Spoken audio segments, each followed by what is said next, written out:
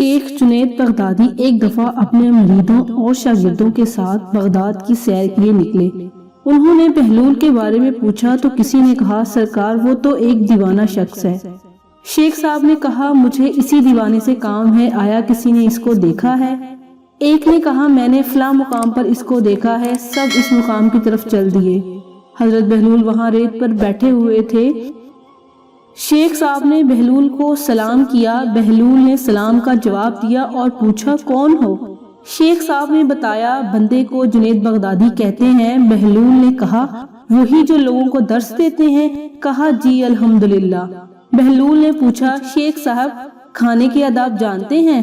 کہنے لگے بسم اللہ کہنا، اپنے سامنے سے کھانا، لقمہ چھوٹا لینا، سیدھے ہاتھ سے کھانا، خوب چبا کر کھانا، دوسروں کے لقمہ پر نظر نہ رکھنا، اللہ کا ذکر کرنا، الحمدللہ کہنا، اول و آخر ہاتھ دھونا۔ بہلول نے کہا لوگوں کے مرشد ہو اور کھانے کے آداب نہیں جانتے، اور وہاں سے اٹھ کر آگے چل دیے۔ شیخ صاحب بھی پیچھے چل دیے۔ مریدوں نے اصرار کیا سرکار وہ دیوانہ ہے، لیکن شیخ صاحب پھر وہاں پہنچے، پھر سلام کیا۔ بہلول نے سلام کا جواب دیا اور پھر پوچھا کون ہو؟ کہا جنید بغدادی جو کھانے کے آداب نہیں جانتا۔ بہلول نے پوچھا اچھا بولنے کے آداب تو جانتے ہوں گے؟ جی الحمدللہ۔ متکلم مخاطب کے مطابق بولے، بے موقع، بے محل، بے حساب نہ بولے، ظاہر و باطن کا خیال رکھے۔ بہلول نے کہا کھانا تو کھانا، آپ بولنے کے آداب بھی نہیں جانتے۔ بہلول نے پھر دامن جھاڑا اور تھوڑا سا آگے چل کر بیٹھ گئے۔ شیخ صاحب پھر وہاں جا پہنچے، سلام کیا۔ بہلول نے سلام کا جواب دیا، پھر وہی سوال کیا کون ہو؟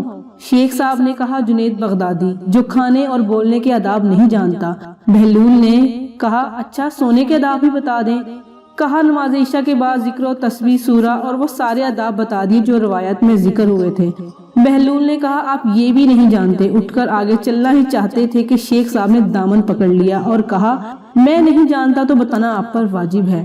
بہلول نے کہا جو آداب آپ بتا رہے ہیں وہ فرع ہیں اور اصل کچھ اور ہے۔ اصل یہ ہے کہ جو کھا رہے ہیں وہ حلال ہے یا حرام۔ لقمہ حرام جتنا بھی آداب سے کھاؤ گے وہ دل میں تاریکی ہی لائے گا، نور ہدایت نہیں۔ شیخ صاحب نے کہا جزاک اللہ۔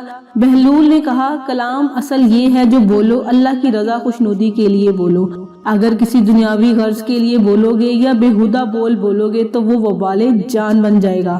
سونے میں اصل یہ ہے کہ دیکھو دل میں کسی مومن یا مسلمان کا بغض لے کر یا حسد و کینہ لے کر تو نہیں سو رہے، دنیا کی محبت مال کی فکر میں تو نہیں سو رہے، کسی کا حق گردن پر لے کر تو نہیں سو رہے آپ۔